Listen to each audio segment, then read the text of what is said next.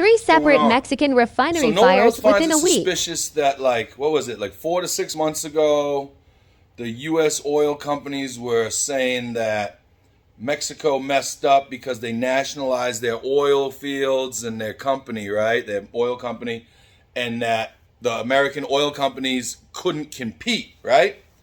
And then you go a few months later, and everybody kind of forgotten about that, right? Then all of a sudden, in the last, what was it, about 2 weeks ago, a week ago, three different refinery fires at the Mexican nationalized oil company processing place, right? So you had one in Mexico and two in Texas, I believe, right? Or two in Mexico, one in Texas, whatever it was.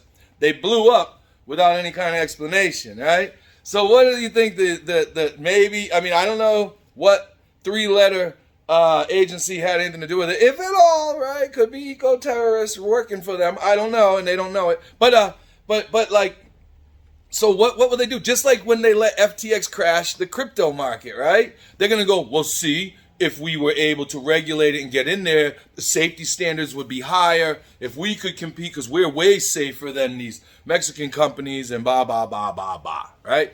It's just awfully suspicious, that America will say, our government will say, because it's not all Americans, I should say, the U.S. government will say, oh, it's crazy. It just seems way too coincidental and suspicious for me, right? The companies were like, we can't compete. And Mexico's like, oh, well. And then remember they were saying that the oil was cheap, the gas was cheaper in Mexico, so the president was inviting Americans over to fill up the tanks and this and that, right?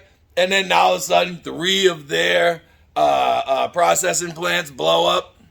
Okay.